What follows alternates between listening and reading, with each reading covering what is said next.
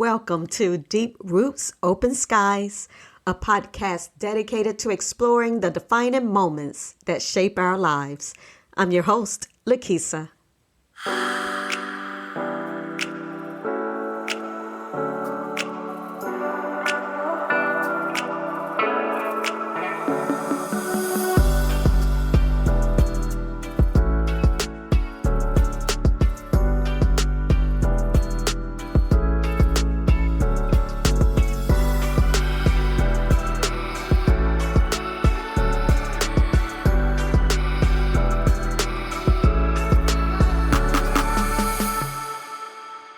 Hi, everyone. Welcome back to Deep Roots, Open Skies.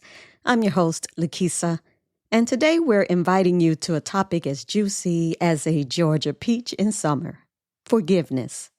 So grab your drink, sit back, and let's unravel the journey of forgiveness and how it can lead to your inner peace. Now, life throws major curveballs our way, doesn't it? We're often left dealing with feelings of hurt, betrayal, and resentment. Maybe you're waiting for someone to apologize or trying to figure out how to move on from a painful situation. But here's the truth. While you're stuck in that loop, life is passing you by. You're wasting precious time waiting for someone else to give you closure. So what do we do about it? First, we need to recognize that forgiveness is not about the other person. It's about you. It's about freeing yourself from the shackles of resentment. It's a gift you give to yourself, not to the person who wronged you. This is where we need to shift our focus. Now let's pause that thought for a moment and dive into a little story. I want you to imagine this. You've got a best friend. Let's call her Megan. You and Megan have been through thick and thin, practically sisters. But then, one day she starts hanging out with someone you've been warning her about. Let's call this new person Tina. Now, Megan and Tina hit it off like peanut butter and jelly, but not the good kind. The kind that's been sitting in the back of your fridge for way too long. You see, Tina has a reputation for being, well, let's just say toxic. You try to be the good friend, gently nudging Megan, saying things like, hey, maybe you should be careful with Tina. I've heard some not so great things. But Megan brushes you off. You see, you sit back and watch as Megan and Tina become inseparable. They're posted all over social media, and then bam, you get a notification that makes your jaw drop.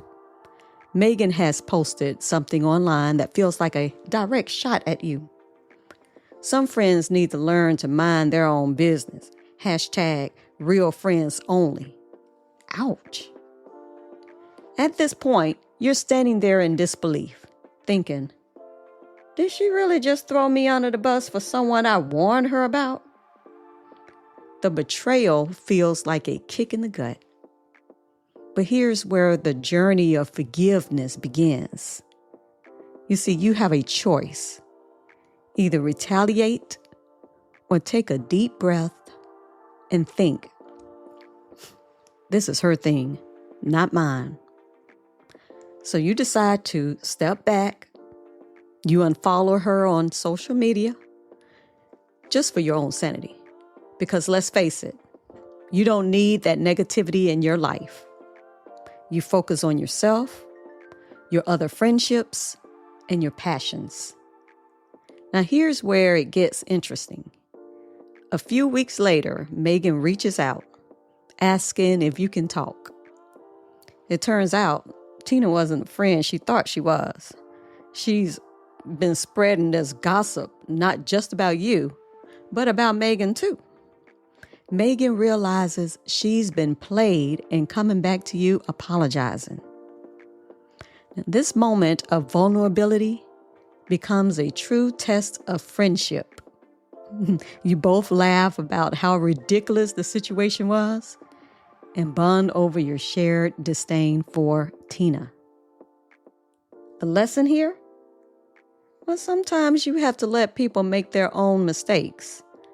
It's just like if we have children and we sometimes have to let them fall, get hurt, so they can learn. Well, it's hard to watch from the sidelines, but it's part of their journey. And when the dust settles, true friendships can come back stronger, like a phoenix rising from the ashes, minus the drama, hopefully. So let's talk about how to lighten that emotional load through forgiveness. To begin, let's clarify something. Again, forgiveness doesn't mean you're letting the other person off the hook. No. It's about setting yourself free from a self-imposed prison. It's about reclaiming your peace of mind. You might be wondering, but Lakeisha, how do I even start? Great question. I'm glad you asked. Here's a little roadmap for you. First, I want you to acknowledge your feelings and know it's okay to feel hurt, betrayed, or you know what, downright angry. Embrace those feelings. And if you have to write it down, shout it out, take a picture of it, or vent to a friend. Just don't bottle it up so it won't explode. Then shift your perspective. Try to see the situation through a different lens. Maybe that person was having a bad day, or maybe they're just really bad at being decent. You have people like that. Because think about it, we all have our moments. And then I want you to make a choice. Forgiveness is a choice. You can hold on to that negativity or let it go. Think of it like choosing between a salad and a deep fried donut. One is healthy for your soul. The other might taste good, but will leave you feeling sluggish. And then after all that, release the grudge. Visualize the grudge as a balloon. Imagine you're holding it tightly. But now you're ready to let it go. Watch it float away until it's just a tiny speck in the sky. Ah, freedom. Because while you're busy releasing negativity, guess what? The person you're upset with is likely off living their best life, blissfully unaware of the storm brewing in your heart. You know what? They're not losing sleep over it. So why should you? Now let's talk about the benefits of forgiveness. There are studies that show that forgiving others can lead to lower blood pressure, reduce anxiety, and a more positive outlook on life. You'll sleep better knowing that you've got all of this, you let it go, of that emotional baggage. Now try to visualize this. You're in bed, snuggled up under your favorite blanket, dreaming of tropical beaches instead of rehashing painful moments. That sounds like a win-win to me. Now, I know some of you might be thinking, but what if it's really hard to forgive? Well, you're not alone. It can be tough. Anger, frustration, sadness, and disappointment can feel like heavy weight. And it can feel heavy, and you might feel like you're being dragged down. It's completely normal to struggle with these feelings. After all, emotions are complicated, and sometimes they take time to process. But the more you hold on to that negativity, the heavier it gets. Life is too short to lug around that weight, and that gives you no power, my friends. But have you ever thought that part of the healing process could involve having a conversation with the person who hurt you? Now, before you panic, let's walk through this together. You don't have to dive into a heated debate or rehash all the hurtful moments. Instead, think of this as an opportunity for clarity and closure. So here's how you might approach it. You see, you're going to have to choose the right time and place. find a calm setting where you can talk about anything without distractions. Make sure both of you have the time to engage in a meaningful conversation. Start with I statements. This is key. Frame your feelings around your own experiences instead of pointing fingers. For example, you could say, I felt hurt when I heard what was said, instead of, you made me feel hurt.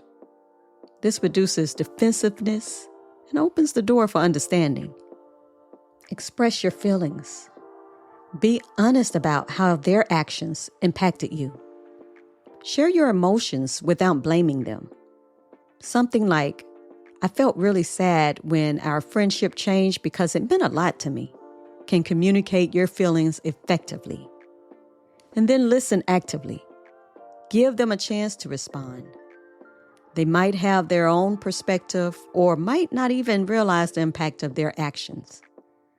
Listening can foster empathy on both sides.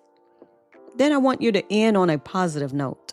Regardless of the outcome, try to conclude the conversation with respect. You might say, I appreciate you taking the time to talk with me. I hope we can move forward positively, regardless of where we end up. Do know I understand that approaching someone can feel intimidating, especially if you're still navigating those heavy emotions. But remember, this isn't just about them. It's about you taking that step toward your peace. If you find that the conversation isn't possible, or if the other person isn't receptive, that's okay too. You can still find closure within yourself. You might consider writing a letter, whether you send it or not, detailing your feelings and what you wish had happened. It can be cathartic to put those feelings down on paper and release them. You could record yourself on your phone and send it to them. Ultimately, forgiveness is about reclaiming your power and moving forward.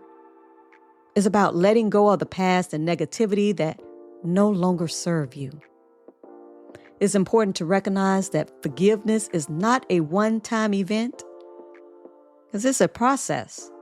So you're going to have ups and downs and days that would feel like you've been through it. It would be those days when you feel like you made progress, and those other days when those feelings of hurt and anger creep back in. And that's okay. Acknowledging those feelings is part of the journey. Think of it like climbing a mountain. Some days you'll feel like you're on top of the world. And other days you might stumble and slide back down a few steps. But each step you take, whether forward or backward, is part of your growth. It's a reminder that you're taking the time to heal and nurture your emotional well-being. And here's a little nugget of wisdom. Forgiving doesn't mean you're forgetting. It doesn't mean you're excusing the behavior that hurt you. It simply means you're choosing to release its hold on your life. You're saying, I deserve better than to be anchored to this pain. You have the ability to create the life you want, free from the burdens of past hurts. Imagine waking up each day feeling lighter, unburdened by resentment. You can cultivate relationships that uplift you and pursue passions that invigorate your spirit. This is your chance to rewrite your story, your future, and focus on the positive experiences waiting for you. So let's take those steps together, one day at a time. Start small. Maybe it's practicing gratitude by thinking about things you're grateful for each day, or engaging in activities that bring you joy and fulfillment. But surround yourself with supportive people who encourage your growth and happiness. Because remember, you don't have to be alone on this journey. Reach out to others who resonate with your experiences. Share your struggles and victories. You'll find that many people are walking similar paths. Community can be a powerful catalyst for healing. So as you navigate this process, be gentle with yourself. Celebrate the small wins and don't rush to healing. Forgiveness is a gift you give yourself, and you deserve every bit of peace that comes with it. You have the ability to create the life you want, free from the burdens of past hurts. So let's take those steps together, one day at a time. So as we wrap this up, I want to challenge you again. Choose one person or situation that's been holding you back, whether it's a direct conversation or a heartfelt letter. Take that step towards forgiveness this week. My step is touching base with a former colleague who disrespected me at work. This, however, doesn't keep me up at night now, but at the time, it caused disappointment and frustration in my work life. I will be able to check this off my to-do list toward inner peace. I want you to feel lighter, freer, and ready to embrace all the good things life has to offer. So let it go, my friends. Thank you for tuning into this week's episode of Deep Roots, Open Skies. If you enjoyed today's chat, please share it with your friends, subscribe, and leave a review. Remember, forgiveness is a journey, not a destination. Let's keep moving forward together. Thank you for joining me on this episode of Deep Roots, Open Skies. Until next time, embrace your journey and keep exploring the possibilities.